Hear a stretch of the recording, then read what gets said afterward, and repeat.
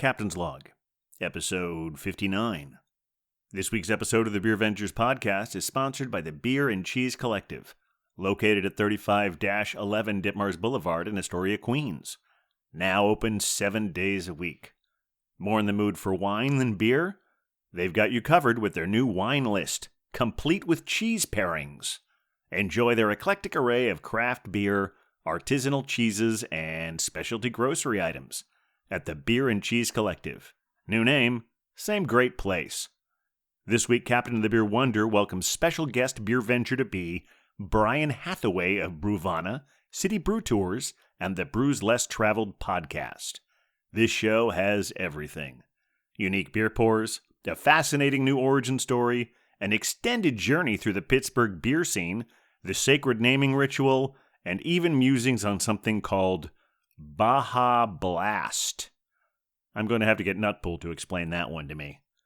If you make it to the end and find yourself craving more of this combination, be sure to check out the May episodes of the Brews Less Traveled podcast, where the Beer Wonder and I will be joining Brian as his guests. Remember to like, star, and subscribe whenever that feels appropriate.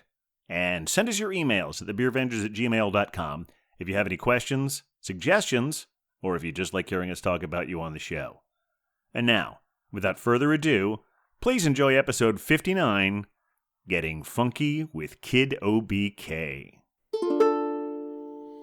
Well, we're the beer vengers, beer vengers, beer vengers. We're the Beer Vengers. Welcome to the Beercast, everyone. Coming to you from an undisclosed location in Astoria, Queens, I am Captain Porter Brown Stout. And coming to you from an undisclosed location in the County of Kings, it is I, the Beer Wonder! And we are the Beer Vengers.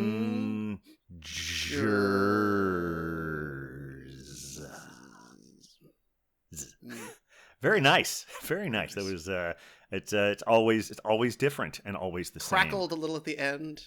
It did, yeah. It's I was going to say that's part of what's great about being live, even though we're recorded, but it's live while we're doing it, so that's all that really matters. Welcome to the Beercast. It's wonderful to have all of you here. Both are you, Beer Wonder, and you listening out there. And we've got a lot of fun stuff coming up on the episode this week. But what I'm especially excited about is we have a new beer venger to be, and that is from Brews Less Traveled and City Brew Tours and Brewvana, which are all part of the same thing. But he's from all of them. Welcome our special guest beer venger, Brian Hathaway. Woohoo! Thank you so much. Thanks for having me. I'm excited to be here. Yeah, hopefully I can live up to the name of Brews Less Traveled and Brewvana well, and not embarrass myself too much, and not ruin this. And trust me, we've been taking care of that for the last couple months, so don't worry about that on your shoulders. Exactly, and if you do that, we're in that with you, since we're going to be spending the entire next month with you on Brews Less Traveled. Yeah, spoiler alert. Yes. Yeah, exactly. I know. Well, we'll have to get to. Should I bury that a little bit? We did mention it on last week's show. Yeah, the spoiler would be if we said what city is in. We'll find out. You can let us know if that's if we can mention that for the day this is being released. But we'll get to that. We've got a lot to get. Actually, I don't know why I'm still even talking, because we're all sitting here with empty glasses. So obviously, it's time that we all need to get to the pours. Naturally. I just saw Brian flipped his upside down just to prove to us that he had not pre-gamed our time together. There was a little bit of water left from my glass rinse in that, so I just dumped. So it's a freshly cleaned glass. Yes, it's very Very good. Well, since he does have that freshly cleaned glass, it should. How order do we? Beer Wonder, help me out here. Captain, you were so close. Oh yeah, you were so close. I heard you almost getting there, and then you pulled back. And I just need you to commit. So, Captain, why don't you tell us who should go first? Well, since you're asking me to, I will. I think the reason that I was giving pause is because I felt like I was doing your job. Because the first person who really should pour their beer is our guest, because it would only be polite. Very true. So, Brian, what do you have for us today? So I have a German-style Pilsner called Common People from Necromancer Brewing Company, kind of a newer brewery here in Pittsburgh. Have opened up in the past year or so here. Opened one of the pandemic breweries opened up, and they're doing some really cool beers. So, Excellent. Digging the can art already. It was a good sounding crack. Oh yeah. Mm-hmm. Nice can. crispy crack. Hopefully, Exactly. for a nice crispy Pilsner. One would hope. It looks pretty golden, pretty straw there. Oh, aggressive head, it looks like. Oh yeah. Mm-hmm.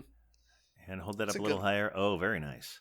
Very beautiful. Oh, and it's in a lovely glass. Is that from any shout outs on the glass for those who will be checking the Instagram? Absolutely. This is a glass from another new Pittsburgh brewery called Trace. And the people at Trace and Necromancer are actually really good friends and have done a couple collabs together and or kindred spirits, some would say.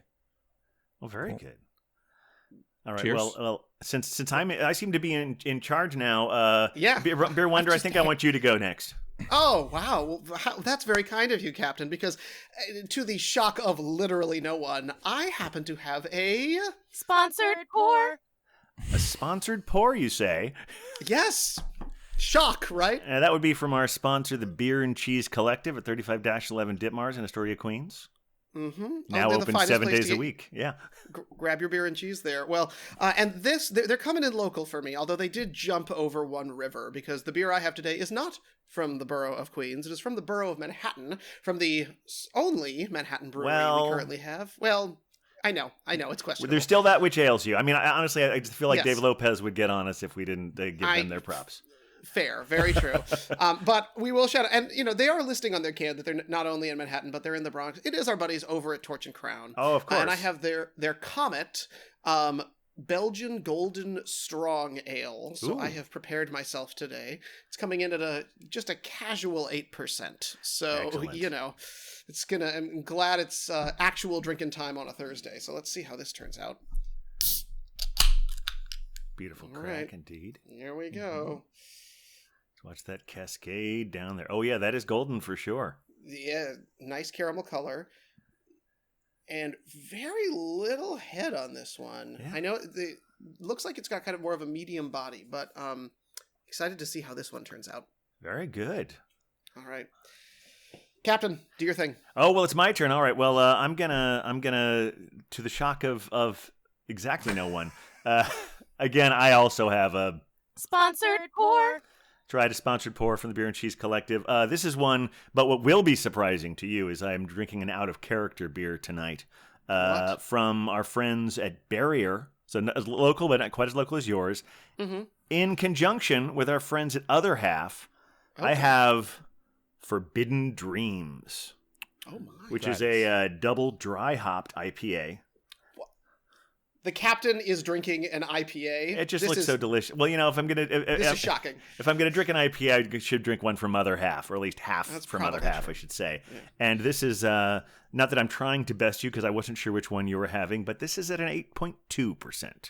Oh. Oh. All right, there we go. So Brian's taking it easy. This Ooh, very is making foamy it right seem- out of the gate here. I There know. we I are. feel like I should have got a stronger beer. That's all right. Just You'll drinking help us- Pilsner over here. You'll look be at the that one- head. I know, it's beautiful. It's aggressive, and it's got that good haze coming through, Right. which is what you'd expect from something from Other Half. Very good. So, all right. All right, well, now that we have our beers, I think it's time. Gentlemen, cheers. Cheers. Cheers. I think I'm going to have to let that head subside a little bit more before I get a real strong sense of what that is. But what I got, it's very good. Oh, lovely. Well, so, Brian, we need the crispy report from Pittsburgh. Absolutely. How's this one stacking up? Nice and crispy. Very nice and crispy. But that's the end of the beer. Let's talk about the start of the beer. Okay. Nice malty aroma, like classic Mm-hmm. Pilsner aroma. It's not like super hoppy like some modern examples or like an Italian Pilsner. Sure. Very much a German Pilsner with like the rounded edges. I always think of the difference between a German Pilsner and a Czech Pilsner is German has like rounded edges. Czech's a little bit more harsh on there. Just a lovely drinking beer. Nice bready character through the middle. A nice crisp finish. There's maybe a little fruitiness from hops or a fermentation character. But nice. It does say floral hops. So yeah, it's probably coming from that. And it's nice. They have pairing recommendations right on the can, which I like. How nice. They recommend to pair it with white cheddar, seared scallops, schnitzel, or chocolate croissants. That's a curveball right there. Yeah, Now, I was Brian- not expecting that. Brian, is this typical from this brewery? I assume you've been there. This is not your first beer from there, or whether it's even your first version of this beer from there. Do you see this on their cans a lot? I have seen this on their cans. This is actually the first beer that I've purchased from there. I always, it is, okay. I mooch beers off of my dad and my brother on the weekend, and they've had some Necromancer in their fridge that I've taken. But I went out and bought this specifically to be on this wonderful podcast here. I wanted to get out to Necromancer. They're 10-minute drive up the road from me, so nice and close. I haven't been there myself yet, so this was nice to try out for this first time on this podcast. And yeah, they definitely have a focus on trying to resurrect old styles, hence the name Necromancer. And I think along with that, they want to give it an approachability. And I think an easy way to have that approachability is to have those food pairings on there. And if they throw some wild style out there, people are like, well, what's some direction with this? It's like, hey, drink it with this. I love that they choose that name Necromancer, but actually have a much more benign approach towards it. Because a few weeks ago we had that one from Nightmare, and they're all about naming their beers after various tortures, Ways to die. So Necromancers, we're bringing things back from the dead in a good way. Yeah, and even like the skulls on there aren't like too morbid or anything. I feel like they're like a bunch of punk characters. Exactly. And they're iridescent, so really they're just shining the light forward back into the world, right? Yeah, it makes me think of the whole the Day of the Dead thing. Oh, yeah. Yeah. Well, this beer is a little deadly. I'll be honest. The alcohol is pretty obvious on this guy here, but I really kind of loved this beer because it is a great Belgian style. It's a very traditional strong ale, and the name Comet actually has a Belgian story. It's from a famous escape line that was operated in Belgium from 1941 to 1944 during the Second World War, and they had a nurse who was nursing Allied soldiers and pilots that were shot down behind enemy lines, and then getting them to sort of safer territories. So the beer is made in honor of them. And it's definitely got that like candy nose to it. And there's a good amount of brown sugar. And you might even say that there is a little bit of... There's nutmeg in here. You might say that. It's distinctly possible. You might say that. Okay. Yeah, so it's got that really good finish. It does have sort of a heavier body, so it's not really hot. It's like there's a heaviness, so it's going to slow down a little bit, but a good dry finish is just a really lovely example of the style. I will probably not last long in my coherence if I drink this too quickly, so I'm going to slow myself down. That's all right. It's not a race, as Brian likes to say on his show. There's no time limit. There's no need to wrap this up any sooner than we need to. It's interesting. This one, there is not a lot of information on the can, so I had to go to Beer Advocate. But here's what they have. This is pretty nuts and bolts here. It's double dry hop with Eldorado, Mosaic, Racao. Am I pronouncing that right? I never know with that one. Oh, but you've seen it before. Racao and Comet with plenty of oats and a touch of milk sugar. I definitely taste some of that lactose mouthfeel in there. I mean, the hoppiness is not shy. It's definitely there on the first taste, but it's got a really nice smooth finish. It's delicious. It's a good one. And Well, because you can see the head finally subsided, so I can really get a full understanding of this one. But it's kind of funny that your beer was so casual with its head, and this one was aggressive with its head. But it's very, very good. That way, I know it's fresh. That's true. It's the law of averages, Captain. Now, although I'm sure yours is fresh too. Yes, well, it came just from our dear friends at the Beer and Cheese Collective, so of course they always have fresh beers there. So you should swing by the next time you want a fresh one. But now, Brian, I must say that was one of the most beautiful descriptions of a beer that I have heard in a bit. And I'm curious. You talk about beer professionally. We've teased this idea of this podcast that you do. Can you tell the fine people what exactly is Brews Less Traveled all about? So, Brews Less Traveled is a podcast exploring the best uncharted craft beer cities across America. Basically, I get to travel to different cities, whether it's Omaha, Nebraska, Des Moines, Iowa, or screw it, the Twin Cities, Minneapolis, St. Paul, and go to these beer scenes that are really great, but may not be on the map as much as somewhere like Philly, New York City, Boston, Portland, Denver, the kind of hot beer markets. Sure. And we go and we find these breweries. We get them to sell us some beer, and then we put those beers in craft beer club subscription kits and send those out to people on a monthly basis, and they can get those and join us while we drink the beers and talk to people from the breweries and have a good time. And if they don't want to go to that extent, they can just listen to the podcast, and we have a good time that way too. So yeah, I know. I had a good time on that before you joined it. Was it January, February you started hosting it? I started in February. I believe you co-hosted what, in December? In December, and Beer Wonder a little bit before, or you could say we hosted it, or our alter egos hosted it. Well, that's true. You said you wanted us on for the Twin Cities, and so I'm still not sure if you want which version of us you want on there, but we can talk about that later. But the people who listen to Brews Less Traveled are some of the few people who have actually heard our real names already. Yes, exactly. If you want to know the secrets of the Beer Vengerdom, that's the place to look. Yeah. Clearly. So now you've traveled to a couple different cities. Which ones have you actually had the chance to visit with Brews Less Traveled?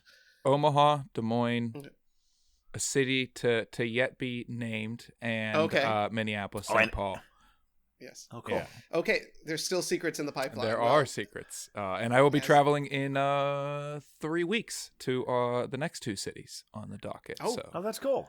Yeah. Very exciting. Now, when you travel, how long are you there? Are you there for like a week? Do you meet all these people in the span of 3 days? What's that look like? So it was very different for both trips that I did.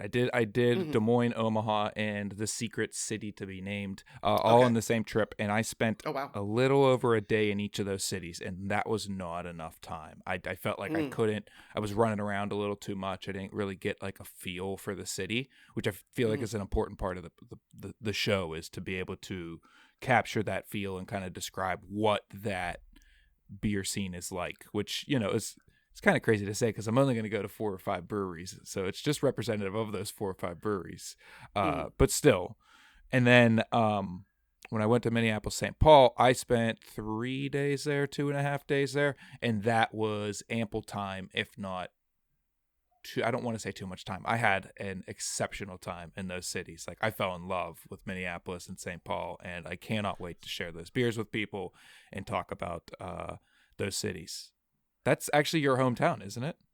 That is where I was born. Yes, I was born in Minneapolis. Is that secret information? Is the Beer Wonder from Minneapolis, or no? I think, if I'm not mistaken, I broadcast once. We did an episode from Minneapolis. You were technically in Wisconsin. That's true. I was over in Wisconsin. You were visiting your Minneapolis family, but my Minneapolis family, your Minnesota family. Yeah. But I have had a few Minnesota beers on the Beercast here, and so I'll be excited to see what breweries we'll be highlighting. I know that my father listens along. Hi, Dad. And so he will probably be going and drinking along with us on this adventure from the Twin Cities, so we can get some on-the-ground reporting from him as well. And since we're talking about hometowns, I would be remiss, since you're looking, your hat that keeps reminding me, because you're wearing the Cincinnati hat from that was the very first Brews Less Traveled city, which is about an hour south of where I grew up in Dayton, Ohio. After I listened to the Brews Less Traveled, I just happened to be visiting my dad shortly thereafter, and there was a whole thing with the way airports are during COVID, and I couldn't fly directly to Dayton, so I kept flying directly to Cincinnati. And my dad was like picking out places, listening to that, saying, "Oh, we should go visit 50 West. We should go visit Listerman's," as part of like dropping me off and picking me up from the airport. So it was really great to be able. It's funny because I grew up there, just an hour from Cincinnati, and I learned stuff about them and their beer scene that I never knew. Granted, I didn't spend many years there when I was legal to drink, but I was actually just in Cincinnati 2 weeks ago. Cool. Shooting a little something that I don't know how much I can talk about, but it does kind of involve Bruvana and Brews Less Traveled and another pretty cool brand out there. And it was the first time I had been to Cincinnati when I was of drinking age, and I was blown away. It was so great. 50 West is such a cool place. If anybody's ever out there, get to 50 West. They have volleyball courts. They have like 7 or 8 volleyball courts on their property outside. They have pickleball courts. They have tournaments. It's dog friendly too. Lots of dogs there. Yeah. But a great city, and very cool beer history city, because they have like old lagering caves. Their history goes back to the mid 1800s, and there's a lot of cool stories in that city. And it's right off of a bike trail. Yeah. It's kind of fun too. That also doesn't hurt. Don't drink too many, I guess, before you get on the bike. It's funny talking about how we can't talk about that one city. We can't talk about what you were filming there. I immediately remember that Twin Peaks. There was a famous dream sequence where someone was speaking backwards, and one of the things that he said was, "She's filled with secrets." I can't imitate the backwards talking, but that's what I'm thinking. Brian's filled with secrets. And yes. Glad to hear what those are. But it's not all about secrets. It's not. I think it's, we've been enjoying these beers. We've been learning a little bit about Brews Less Traveled. But I want to know a little more about Brian, because it is his first time ever on the show. And we only know so much about him. So I think perhaps it might be time for his origin story. We triggered the wandering Huck. We did. Yeah. It's that's right. It's time for the origin story of Brian Hathaway, how he became to be the beer drinker personally and professionally, everything that defines him in that realm. When did your journey with beer start, either in a subtle or very profound way, whichever version of that you want to tell? Well, it's probably in a profound way. It's probably the best way to start, because I can remember back to the day I turned 21. The first beer I had was Guinness, so I always had like an interest in having like better quality beer. Okay. But what really clicked for me was we would vacation to South Carolina. We would fill up the fridge with local beers and just beers that we could get there that we couldn't get back in my hometown of Pittsburgh. And one time I went down there, my dad had read like an article in Men's Health or something talking about IPAs and beer, especially beer in cans, craft beer in cans. Ooh, shock. This mysterious thing back in 2008, 2009, something like that. Okay, so this just kind of the beginning of it, yeah. Yeah. It had to have been 2010, actually, because that's when I would have turned 21. 2010, 2011, somewhere around there. Craft beer isn't too big. We go down to Hilton Head, South Carolina. My dad picks up 3 beers. Avery IPA, Sierra Nevada Pale Ale, and Oscar Blues Dale's Pale Ale. Wow. Good choices. I had them get me Guinness. I drank the Guinness, and I was like, oh, I'm just going to drink this. This will be fine. And one night, my brother and I decided to sneak down to the beach by ourselves, maybe to do some nefarious things that we didn't want our parents, get into some trouble. Relatively nefarious, sure. Yeah, I was going to say get into like kid trouble, but I realized I'm telling this story about me as a 21-year-old, so it wasn't just necessarily kid trouble. Well, sure, but nothing like nefarious, meaning just stuff. Sometimes just what your parents you want to do around your parents isn't always the biggest definition of nefarious. But nefarious makes it sound more exciting for sure, so please go on with your nefarious story. And I just decided to take 2 Dale's Pale Ales. Just for some reason. I think I actually had Guinness bottles for some reason, and I didn't want to take the bottles down to the beach. So I was like, let me grab 2 of these cans. Let me grab 2 of these IPAs in cans. That was even quite the novel thing then.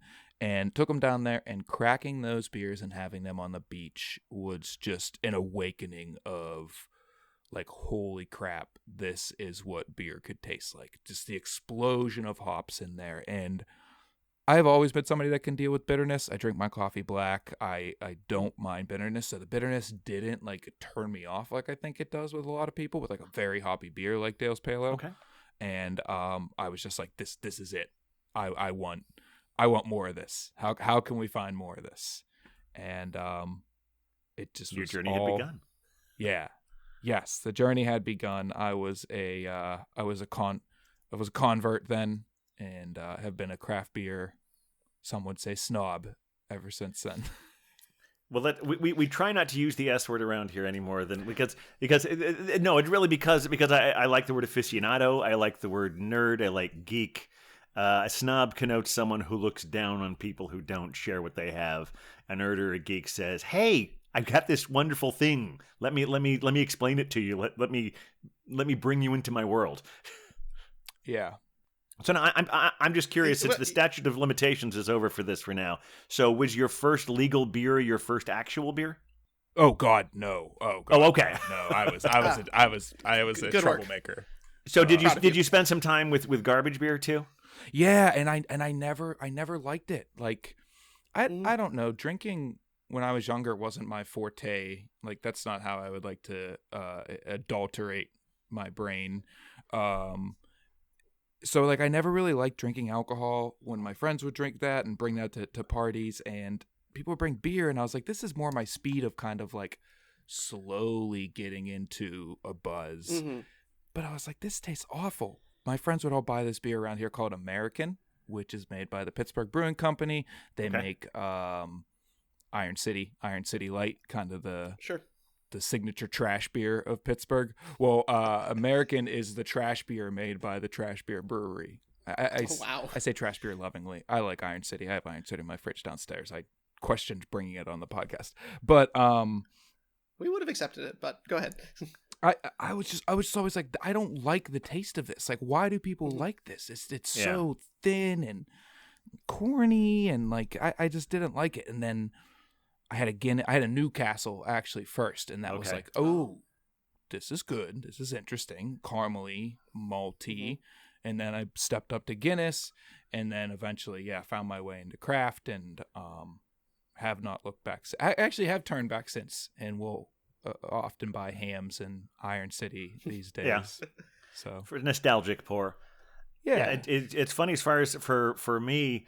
I'm always envious of people who came of age in the last decade and a half, because you don't have to waste as much time with shitty beer. Because some of your early experiences are similar to some of my early experience, not the Dale's Pale Ale and that sort of thing, but I enjoyed Guinness okay at first, but once I tried Newcastle, that was my first choice for a very long time, for probably my mid-20s all up to around mid or 30s, not quite the mid-30s, but yeah, for like quite a while. Like, if I couldn't always find it, so it was Newcastle first, Bass second, and then everything changed. All the dark beers for you, Captain. That's always how it goes. Well, Bass isn't quite that dark. No, that's fair. But I just Guinness. Guinness was always, I always enjoyed it occasionally, but the other it's the stouts that came later that really. Anyway, but this isn't my origin story. This is Brian's. Well, Brian, I was curious because you started drinking and you got into sort of craft beer, but I know that your relationship with beer has gone much further than that. Now, because you not only have a personal relationship with beer, but also a professional relationship with beer. So, talk a little bit about how that happened. Yeah, how that evolved. Yeah, so liked beer, was interested in it. Really not too long after getting into like good craft beer, I found my way into homebrewing. I actually went to a vineyard in Arizona. We were on vacation in Arizona. We went to actually the Singer of Tool's vineyard. I don't know, is my Tool poster Yeah, it's still behind me Singer there. of Tolls. All right. Yeah, so Maynard James Keenan, the lead singer of Tool, one of the founders, also started a vineyard in Arizona. And Cool. you don't think of American winemaking originating out of Arizona, let alone the desert area of Arizona. So that was kind of a inspiring. lot of irrigation needed for that. Yeah, definitely. Well, I mean, not to. I guess we're just gonna delve into Arizona. There's a part of Arizona that's called the Verde Valley. That's near Sedona, Arizona, a popular vacation spot, and it is extremely lush, green, very rich, growing area. So it is tempered to grow grapes, but it's just that a lot of people make the assumption like I'm not gonna go and start a vineyard in the desert.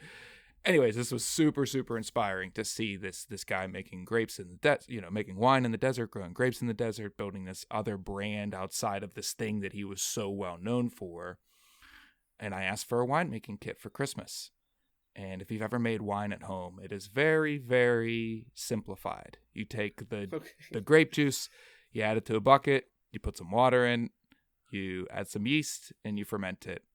And then you put potassium metabisulfite in to stop the fermentation, you condition it, you bottle it, and then that's the end of the process. And you really don't have a ton of control over it. And then the same place that sold wine equipment also sold beer making kits. And I was like, that seems like more my speed.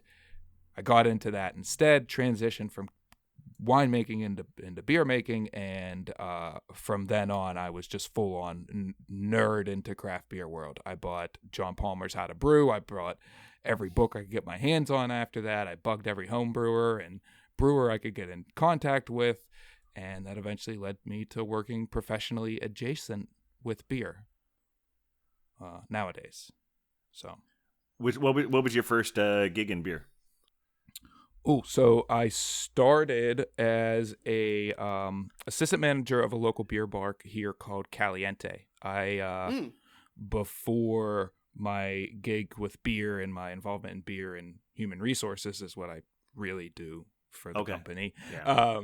I was in restaurants, and I did restaurants for 10 years and eventually found a real niche in pizza. And a friend that I had worked with earlier in my pizza career was opening up a pizza and craft beer focused bar called Caliente. He was going to open the second location, and he offered me the assistant manager job there. I came in and really didn't work too closely with the beer. I ran the kitchen, but that was when I got exposure to like local craft beer. He had a dedication to always have 3 or 4 taps of just local Pittsburgh beer, and that was the first time I saw local favorites here like Grist House and Brew Gentleman and Hitchhiker, and that's when things really, really took off. And it was like, this is what I want to do now.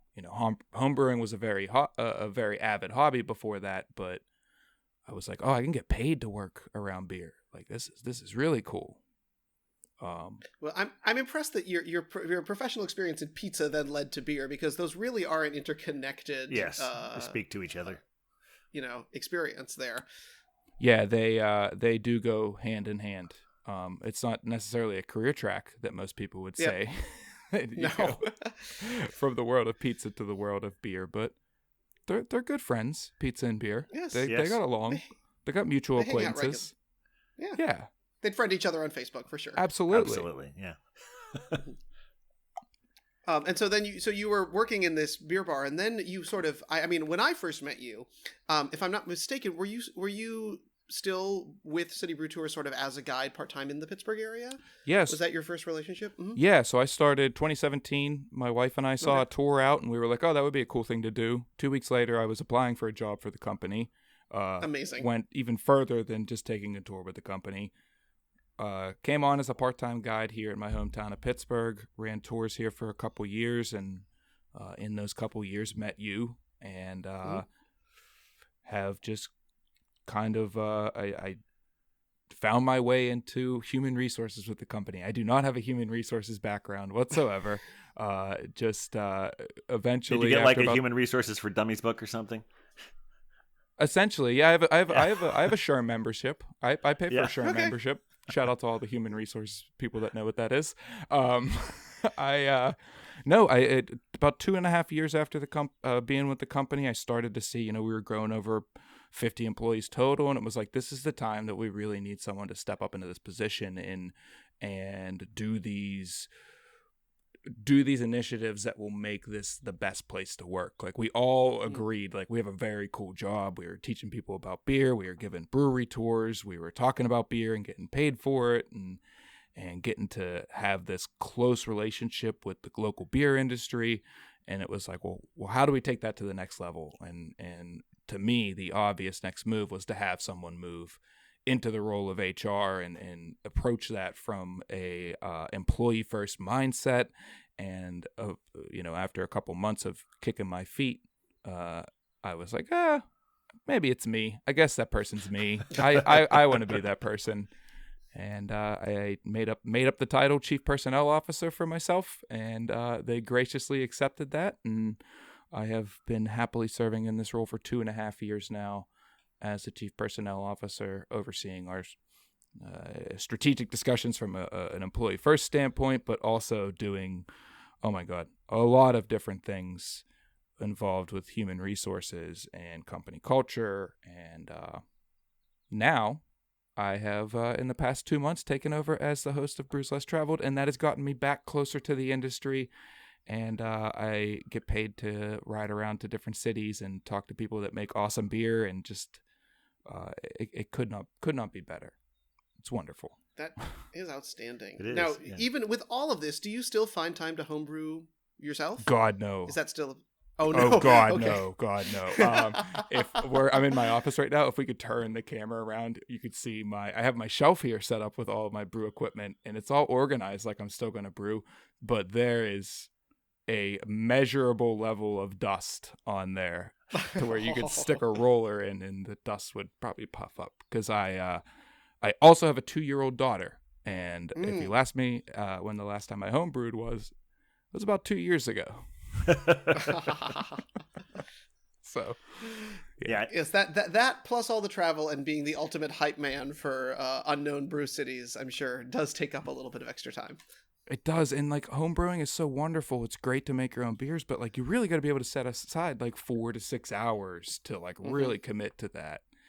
And that's just really hard with a child, and really hard when my wife takes care of the child while I'm working, and getting to like pursue my passion through work, for me to be like, hey, could you also watch her so I could take 6 hours and brew 10 gallons of beer for myself?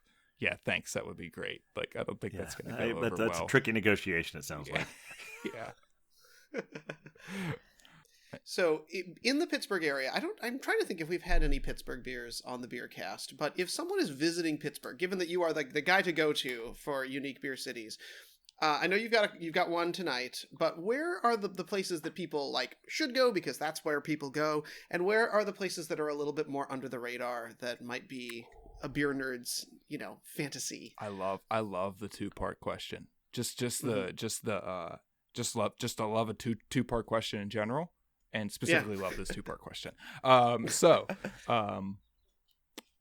The places to go, Grist House. I live very close to a place called Grist House, which is probably one of, if not the most popular brewery in Pittsburgh. They have a great outdoor area. Their brand is very outdoor focused, and across the board, just exceptional beers, IPAs, dark beers, lagers, great atmosphere there, great taproom staff. They have Lucre faucets, so they got the side pull check style faucets. So if you really want to nerd out and like get something with 3 fingers of foam on it, you can do that.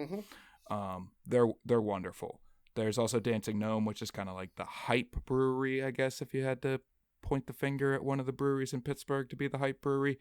They are that, and across the board, again, they knock everything out. And they just opened a brand new taproom space that is gorgeous, absolutely gorgeous. 20-foot tall ceilings, and just this great atmosphere in there. And they have a Kolsch night now, where somebody just walks around with a tote that I can't remember what that thing is called. Yeah, like it translates as crown. I can't remember what it's called. Yeah, I'll have to do it for Huck-Ups next week. But yeah, exactly. The Kolsch crown. So those are 2. There's so many great ones. Like, people go to the Church Brew Works a lot, because that is like a church that was converted into a brewery, and like the altar of the church is the brew house. Oh, It was a nice. I think I heard you novelty guys talk aspect. about that one on the Pittsburgh. Or was it you? But I think it was the Pittsburgh month of Brews Less Traveled. I definitely heard about that one. That sounds cool. Yeah. So there's a lot of those places, and people know those, and they're wonderful, and you won't be disappointed going to there. But there's smaller places that I think are doing that are better serving as an embodiment of like what I see as the Pittsburgh beer. And two of those are Allegheny City Brewing Company, which is in the Deutschtown neighborhood. Really small tap room, sits like 40 people, but they're doing great stuff across the board. They always have a nice varied menu. They'll have a red IPA. They'll have Pilsner. They'll have Kolsch. They'll have a barrel-aged stout. They'll have a Oktoberfest. Like, they have a very nice varied menu, and they believe in community so much. They don't want to be anything more than that neighborhood brewery in Deutschtown. They want to be that neighborhood's like gathering space that also makes exceptional beer. And I just love that about them. The owners are fantastic. Shout out to Al, Matt, and Amy. And they brew great beer and they create great atmosphere. And like, if you're downtown Pittsburgh, it's one of the closest breweries to downtown Pittsburgh. So absolutely pop over to there. And another one would be Trace. Yeah, I was going to say, the glassware belies your connection to them. Yes. So Trace is great. They have an exceptional brew staff. The guy that brews there brewed at Trillium, and he interned at Cantillon, and has quite the background to him, so he knows his stuff. He brews great beers. They have a focus on a Saison program, which is something that we could definitely use more, both here in Pittsburgh and at large in the industry. Everywhere. Yeah, every city should have a Saison focused brewery. And every night they have some kind of event. They have great drag queen bingo nights. They have great they'll just turn their taproom space into what is seemingly a dance hall, and they'll have a DJ come in. They open at 8 a.m. in the morning because they have a wonderful coffee program too. So you could go in there, start your day, have a nice coffee, get an espresso, do some work, and then at whenever you feel it's justifiable to do so, you could get a beer too. Transition over to beer. I love the brewery as like workspace. I've got Evil Twin in my neighborhood in Dumbo, which also we were, unfortunately, during the pandemic, we lost all of our coffee shops except for a Starbucks, and you know how that goes.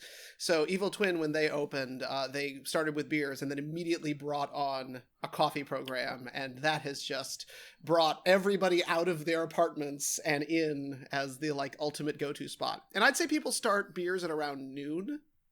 I don't know if Pittsburgh is starting that early. Oh, I mean that's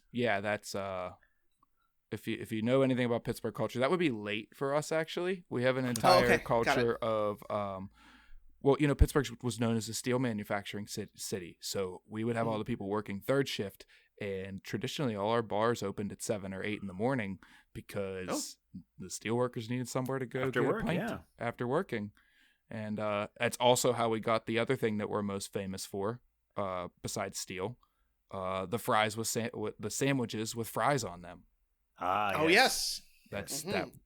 Primanti Brothers, is that what it is? Exactly. Yes. Okay, there we go. Primanti Brothers was a sandwich for the steelworkers when they got off of work until 8 in the morning. We'd go and get an Iron City and a sandwich with French fries on it.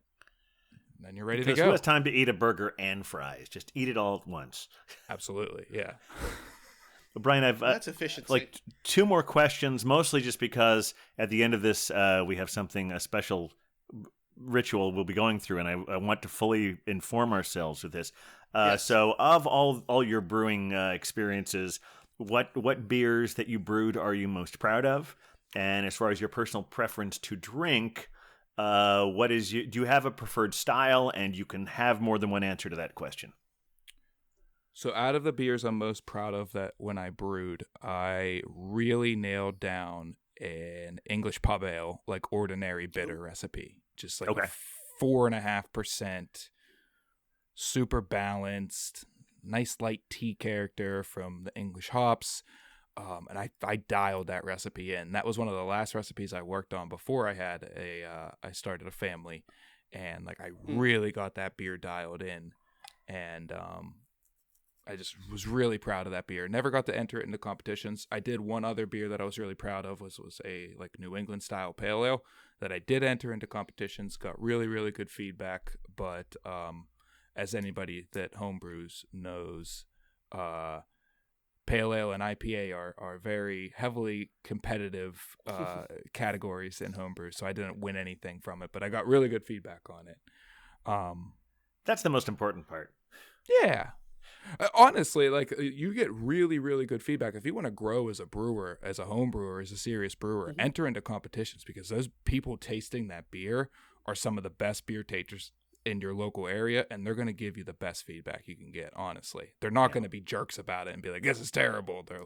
They will actually give suggestions on how to fix your beer. The beer community is is a very welcoming place. I'd say the deeper I've jumped into it, we all just want to have a good beer. It seems like is the rule of thumb around here. Yeah. Yeah. And then part 2 of the question. Yes. I do have 2 answers to my favorite styles of beer. If I Pilsner is my favorite style of beer. I mean, Okay. I will always be a hophead at heart, but if I'm gonna drink a style every day, it's going to be Pilsner. The style I fawn over the most and I get the most excited about is Lambic because I believe there's nothing more beautiful in the beer world than Lambic. It is just the ultimate expression of the natural achievements of beer. It takes a brewer to make beer, but it also takes some very natural processes to make any kind of beer. I mean, you need to let another living organism come in and turn that sugar water into alcohol.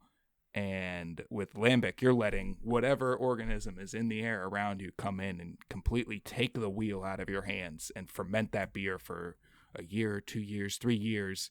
And there's just something so beautiful about that. Is there a specific flavor of Lambic that you're especially drawn to? Probably the funk, but there is like a hop character in certain Lambics. They use aged hops specifically, and there is like there's a very particular hop character that comes from those aged hops, and it's like bordering on the line of funky.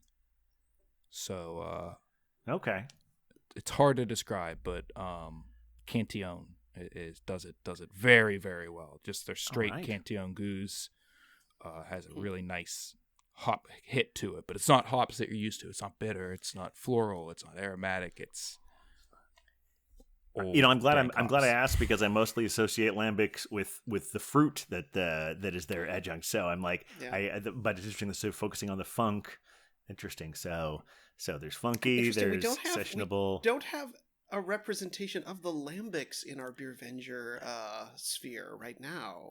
We've got some sour love, but no representation of lambics. All right. Well, we'll let all that sink in, and we'll talk about our weekend beer, and then we'll circle back and see what emerges from all of this. How's your weekend beer been, Beer Wonder?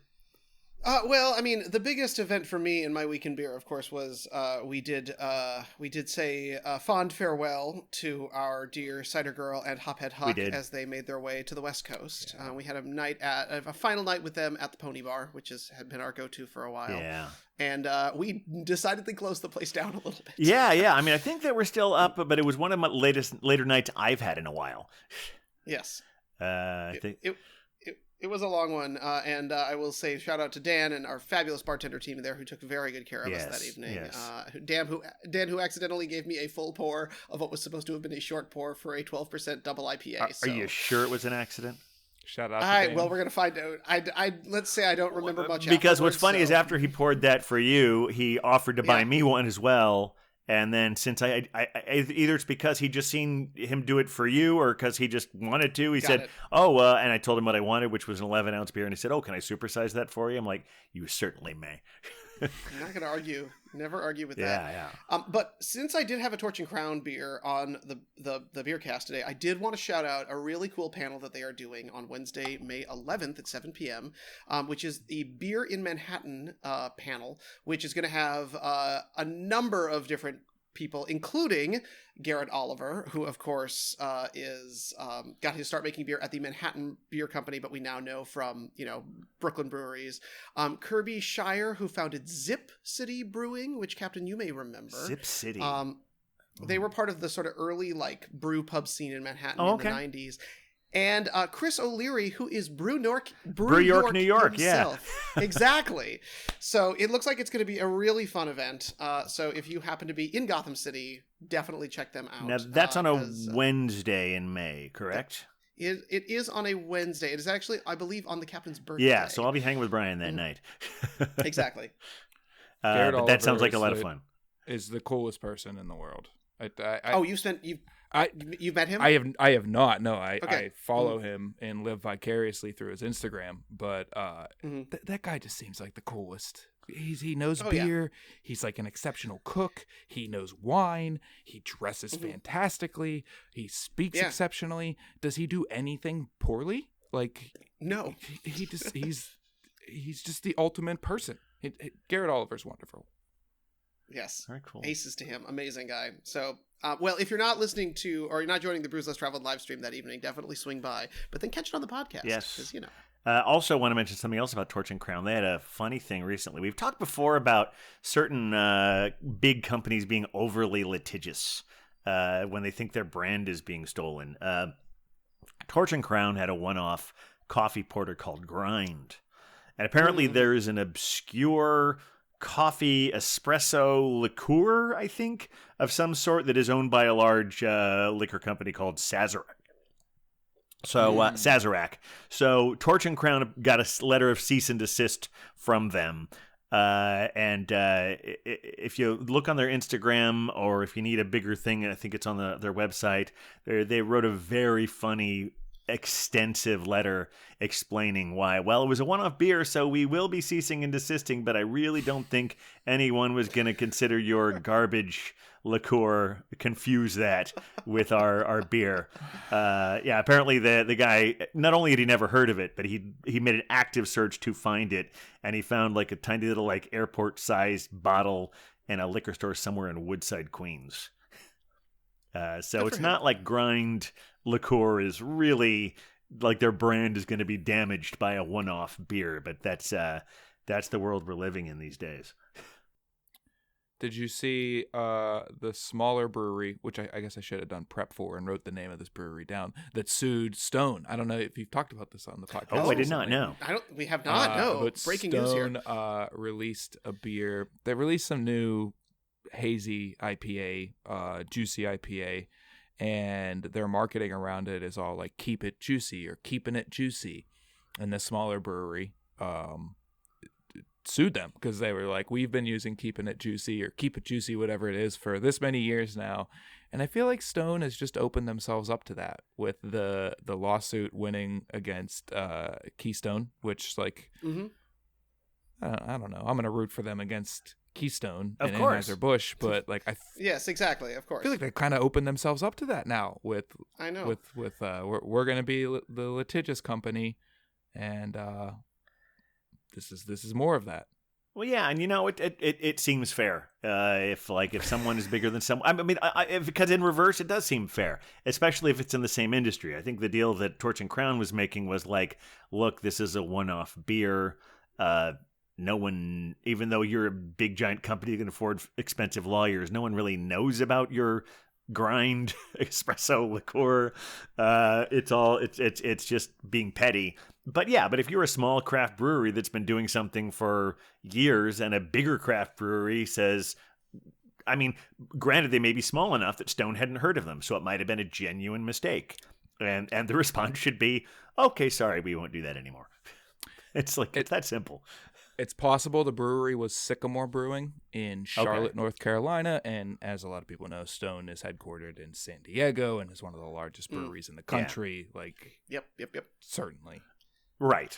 So it could have been that this place in North Carolina was under their radar, so it's their responsibility to make it right.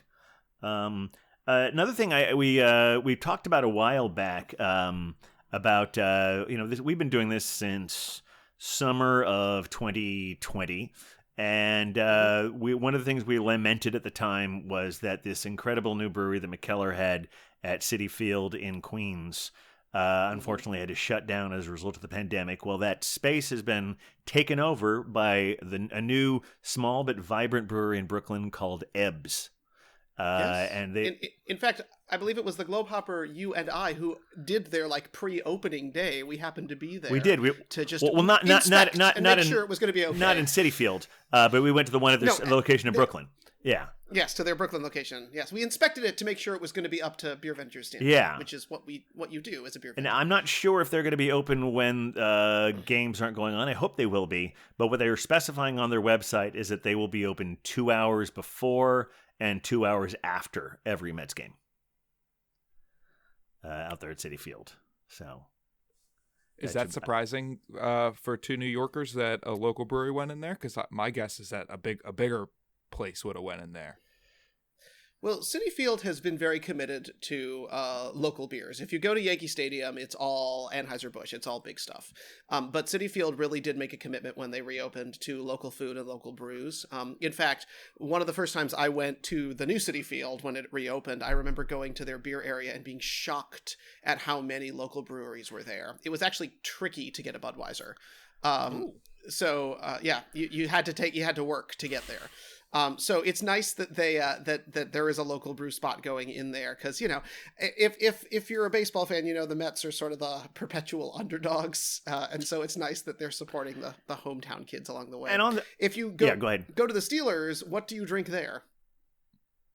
Iron City, yeah, probably. Okay, yeah. Gotcha. Okay, I'd also say on the vast spectrum of breweries, even McKellar is relatively small as far as the vast thing. I mean, there are other reasons why they've become problematic, and maybe have been for a long time. That is a whole other podcast. But relatively speaking, it seems like even though McKellar and Evil Twin are twin brothers, McKellar might be the more evil of the twins. We're not really quite sure there. But yeah, so Ebbs is definitely smaller, a lot smaller than McKellar. So it was kind of cool to see that they worked something out. And I hope that part of what they did is that maybe their rent isn't as much in the off season, because I almost felt like that's part of why McKellar couldn't survive the interim, was because maybe they were still charging them full rent while when there was no baseball. But anyway, good luck to Ebbs. I hope to visit out there sometime soon. Yes. Well, now that things are subsiding a little bit, I missed my baseball. I went to a Yankees game last year. I haven't been out to Shea Stadium, or to the Citi Field, excuse me, in a bit. So. Yeah, actually, Brian, I think to your point, yes, actually, it's not that surprising that Citi Field would have a craft brew there. It would be more surprising if they did it at Yankee Stadium. Yankee Stadium definitely has much more of a corporate vibe than Citi Field. It's funny that even though the one is named after a corporation, but yeah, you wouldn't think it that way. I was very disappointed because, to speak New York related, in JFK, I can't remember the name of it, but there was a very, very good beer bar that was always all local stuff, all craft, and now it's just a Blue Point bar, and it's all Anheuser-Busch stuff, and it's just so disappointing to see, because there's so much good beer in New York City. It's always been known as like the import spot. All the good beer flows through the East Coast, through New York City. But there's really, really good brewers in New York City nowadays. And to just see a good spot like that turn into a Blue Point spot is disappointing. So it's good to hear that a local spot has taken the place of McKellar and Citi Field. Yeah. Our water's half decent. I'll say that much. So, we do have a very sacred ritual. We do. Very sacred. That tends to end our beer cast, and that is, of course, the naming of our newest beer venger. Yes. So I have been making. First, I want to know, Brian, is there a name that calls to you? Absolutely. A beer venger. Absolutely not. Okay, great. No. So I have been making a few notes based on things we heard from you, and of course, we can take this to the social medias. We can take this to wherever. But thoughts I had were now. A number of these were taking a slightly evil turn, and I just want you to know I don't think of you in an evil way. But it seemed that some of these things were coming to me. So first, I thought we have the Bitter Baron. The Bitter Baron. You own all the bitterness. Okay. Tannic Man. Hop Eye. Just to get that in there. The Ordinary Bitter Kid. and Lord Lambic. Ooh, Lord Lambic. Oh, A few of these were now. Here's the thing. Now, the Beer Venger is to choose his own or their own name, and again, we don't have Huck here, who is truly the king of this. That's So true. I am just filling in at a solid C+, in his stead. But are any of these names calling to you, or does it inspire a Beer Venger name for you? I have to say, I love a good acronym, and OBK is just wonderful. The Ordinary Bitter Kid. I feel like I could put some All right. put some stank on that when I say it too. The Ordinary Bitter Kid. OBK. All right. I think- I was trying to think of like Session of the Lambs, but that's not That has really a a- name so much. That has a Pittsburgh reference. Okay. Oh, that's good. That is good. Silence of the Lambs was shot in Pittsburgh. Actually, the scene where the FBI thinks they're breaking into Oh, that fake out scene. Buffalo's. Yes, that was shot 200 feet from the house where I grew up. Oh, wow. Wow. Yes. Yeah. While they were shooting that, little baby Brian was just right up the street there, probably sleeping. Good work. All right. Well, yeah, I think I was thinking the Session because the Pilsner, you like the Pilsners, it's a sessionable beer. But if you're attached to, but if Ordinary Bitter Kid speaks to you so well, OBK it is, I think. I do Well, like it. Okay. Well, welcome to the Beer Venger sphere. OBK, the yeah. Ordinary Bitter Kid. OBK is in the house. He is. Mhm. All right. Well, so again, thank you so much for being here, Brian. Thank all of you for listening. And if you want more of this, listen to the Bruce Less Traveled podcast for the entire month of May, when either us or our alter egos or some Roommates. version of that will be on there. Also, wanted to just say, to be careful out there. It's, we all sometimes we're all often tempted to talk about as if we're living in a post-pandemic world, and we're in a more safe than we were for many of us. But I recently had COVID, and a lot of people are. I think it was that party I went to with it was Kamala Harris, Stephen Colbert, and Eric Adams were all there. I know. And You are so fancy. oh, Captain. geez, I'm not going to say which one I don't trust, but we had a good time. But I think, and then I got it, and a couple days later, when I didn't know I had it, I think I gave it to one of my favorite bartenders. I mean, the good part of all of this is that I only had like one bad day. It put me out of commission for like a week plus, but it was do everything you can to protect yourself and to protect others. But it's out there and you might get it, and don't be too afraid of it, because most of, knock on whatever, most of us are going to be okay, and we'll see where this phase leads. But any place you're supposed to wear a mask, and maybe even go a little above that. I don't know. I don't even know what to tell people anyway. But but be aware it's not done. Nobody's wearing masks in the airport. It was crazy. Well, in New York they are. There you go. I think in New York they're in- still requiring it. Yeah. In Gotham, it's demanded, but no, I've heard reports from other places that it's a little bit of the Wild West out there again. So Yeah. So you be careful, Brian, in your traveling to Les Brews. Keep a COVID test handy. Oh yeah, as it yes. should be. Well Yes. done. I used all. If you haven't gotten your second government issued one, make sure you do that. COVIDtest.gov. Well, Oh, also they're no, gonna I second have round? to tell. Oh yeah, you get two. You get two now. You get two sets. Not only that, so- Beer Wonder, I have to give you credit. You turned me onto a website that has a lot of great information about what to do in New York, and I found a local library where I could go and just say I want free COVID tests, and they just handed them to me. So, then the whole list of that is on that website. What was it? It was the one you were telling me about where I might be able to get special drugs. What Yeah, was the name? nyc.gov/COVID. It's Okay. New York City's easy like that. But yes, the libraries are handing them out. There's plenty of places on the corner. Take care of yourselves, but also support your local breweries, because honestly, they've been through a lot Yes. in the last 2 years, almost 3 now years. Yes, over tipping season is not over. Nope. Captain and I are very guilty of that ourselves, Yes, especially of late. Humble so- brag, I think. Well, but also, like, let's say my tips from all of my internet beer drinking tend to wind up going to my favorite bartenders, which, is how the economy works. It is. Wow. All right. So any other business do we have, do you think? Brian, any business on your end? Not really. I read that the PepsiCo is getting ready to make more alcoholic beverages. They Oh. ran. They already tried to do their Mountain Dew thing, and there's more coming from that regard. But other than that, and the fact that I'm excited to possibly get an alcoholic version of Baja Blast soon. I believe our Nut Pool will be very excited to hear about that. Say what you will about Say Nut what Pool. you will about Nut Pool. Yes, he does enjoy it. He does enjoy a Baja Blast, and he does enjoy alcohol. So you put those two things together. Yes. No, I actually Can't go wrong. Speaking of combinations, I really enjoyed listening to your episode last week, Brian, about cannabis and beer together. I've the more that become, it's funny because I have a little bit of a foothold in the cannabis friendly breweries that aren't necessarily able to put it in there yet. Sweetwater and Green Flash out in California have both been purchased by a Canadian cannabis company. So presumably once that becomes more possible in those places, it's all called Tilray. Has bought both of those as well. So that's part of their getting their foothold into it when it becomes easier. So once those breweries can start having cannabis infused beers, hopefully they will.